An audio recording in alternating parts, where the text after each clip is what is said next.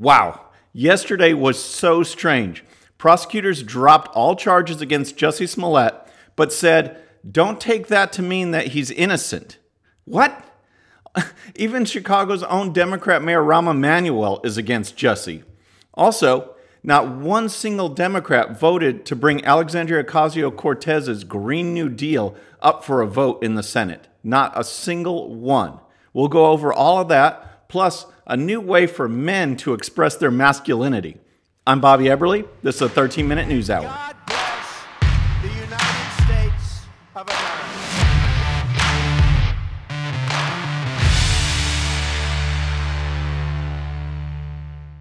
Okay, so the big story yesterday on Tuesday was prosecutors dropped all charges against Jussie Smollett. He's released. It's done. The records are sealed, and we're left in a stunned state of disbelief, wondering what in the world just happened. And if you watch the press conference yesterday with Chicago Superintendent, that's the chief, that's the highest guy, Eddie Johnson, and Chicago Mayor Rahm Emmanuel, the looks on their faces and just the sound of their voices, I don't know if they knew this was coming or if they knew the fix was in. I don't know. But the way they sounded, they just sounded stunned. And here's just a little bit of what they had to say yesterday. First, here's Eddie Johnson speaking to reporters. I've heard that they wanted their day in court with TV cameras so America could know the truth. But no, they chose to hide behind secrecy and broker a deal to circumvent the judicial system. My job as a police officer is to investigate an incident, gather evidence, gather the facts, and present them to the state's attorney. That's what we did. I stand behind the detective's investigation. And here's just a little bit of what Rahm Emmanuel had to say. Because of the judge's decision, none of that evidence will ever be made public. None of it. This is without a doubt a whitewash of justice and sends a clear message that if you're in a position of influence and power, you'll get treated one way, other people will be treated another way. All right, yeah, like I said, that was just a little bit. Rahm Emmanuel actually went on, and he likened this case to what we see with the William Rick Springer, buy your way into college scam that's going down, that's embroiled Lori Loughlin and other, powerful and famous people, in that the justice system seems to work the same way as college administration, and that you can buy your way in, you can scam your way in, or in this case, buy or scam or influence your way out. It's very, very strange. And there's a lot of details that hopefully will come out. Like right now, the Chicago Police Union wants an investigation into State's Attorney Kim Foxx.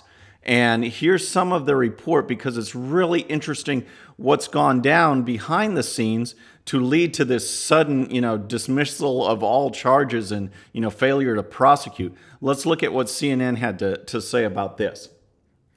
Kevin Graham, president of the Chicago Fraternal Order of Police, said the demand is based on news reports about text messages between Foxx and an attorney about, according to him, diverting the case from Chicago Police Department to a federal investigation.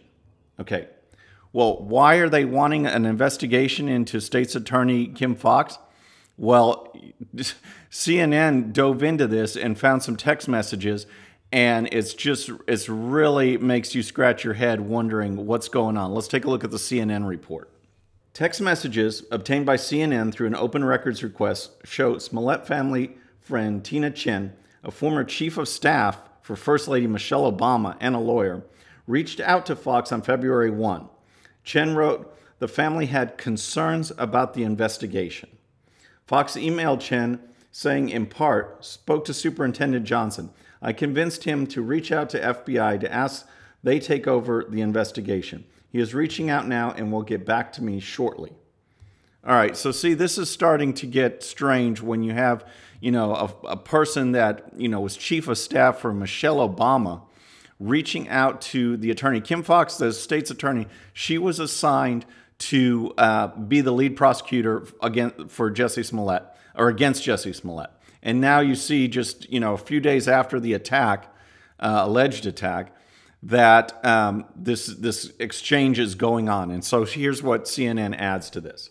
Later, another person, identified by Fox's office as a family friend, asked the prosecutor whether they could talk on the phone. She says Chen gave her Fox's number.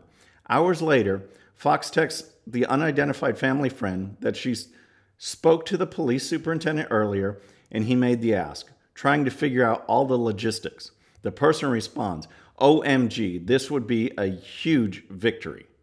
All right, so what is going on? What is this influence that was going on between Fox and Obama officials and things like that? Well, this exchange led her to recuse herself from this case, which elevated her deputy, this Joseph Maggots, to the lead prosecutor position against Smollett. And his statements yesterday, above all things, I find to be the most strange and the most. You just wonder what's going on in Chicago as far as justice and equality and fairness. And here's his report. This is from statements he's made yesterday and reporting by the Chicago Sun-Times. Dropping the charges did not mean that Smollett was a victim of a crime or that the case against him was somehow flawed, Maggots said emphatically. Absolutely not. We stand behind the CPD investigation done in this case. We stand behind the approved charges in this case, Maggots told the Sun-Times. They did a fantastic job. The fact there was an alternative disposition in this case is not and should not be viewed as some kind of admission there was something wrong with the case or something wrong with the investigation that the Chicago police did. So wrap your head around that for a second, okay? Now, I understand that there's low-level cases that come before prosecutors all the time, and with a small fine or, slap on the wrist, they just don't want to go through the whole trial process. This is not one of those cases. This is a big national media case again, with a famous person perpetuating a hate crime hoax. It is a big deal, and it surely doesn't fall into this level of, just a small-time case. We get inundated with cases. We need to dismiss this one. This is the state's attorney's deputy, the main prosecutor in this case, saying that they stand behind Chicago Police Department. They stand behind the evidence. This should not be taken as, that he's innocent, on and on and on, and yet they won't press charges. This reminds me of James Comey, who investigated Hillary Clinton's email scandal, said there was evidence there, but they weren't going to prosecute. The only difference between that and this is that this one went an extra level and that evidence was presented to a grand jury and they said, yes, let's charge him. Let's prosecute.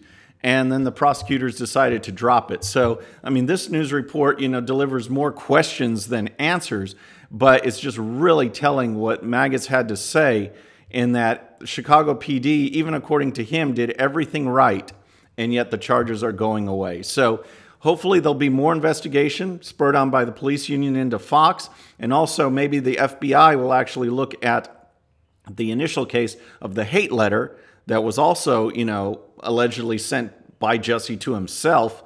Hopefully the FBI will pursue that and something will come out of it.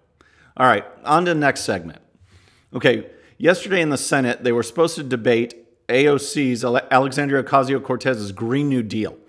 And before you could have an up-down vote on whether the resolution, you support it or not, it first has to come to the floor for debate, and that takes 60 votes. And not one single Democrat voted to bring this issue up for debate. Not one single Democrat. Most of them, there were 3, I believe, that voted with Republicans on the no side because, again, it's nonsensical. Why even bring it up for a debate? I can understand the no's.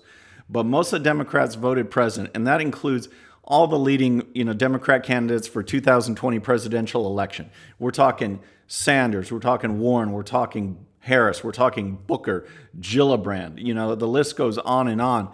And none of those people, even though they say they embrace and support the Green New Deal, none of them thought it was worthy of a vote. None of them wanted to go on record saying they support it and seeing it shot down on flame, or seeing that vote of support used against them later which probably would be the case because it's nonsense. But the real story yesterday was this Twitter battle that erupted between Alexandria Ocasio-Cortez and Senator Mike Lee, because he took to the Senate floor during speeches and testimony and approached her nonsensical Green New Deal just like that, like nonsense. And he said some really great stuff, and I just want to dive into it just a little bit. After reading the Green New Deal, I'm mostly afraid of not being able to get through this speech with a straight face. For Mr. President, I rise today to consider the Green New Deal with the seriousness it deserves. Yep, so you can see where this is going. He puts up this picture of Reagan on a velociraptor holding a machine gun. Velociraptor's holding this flag. He's got some, rocket launcher on the back of him. And they're saying, if you think this is how the Cold War is won, it's just ridiculous, right? So he goes on. The aspirations of the proposal have been called radical. They've been called extreme.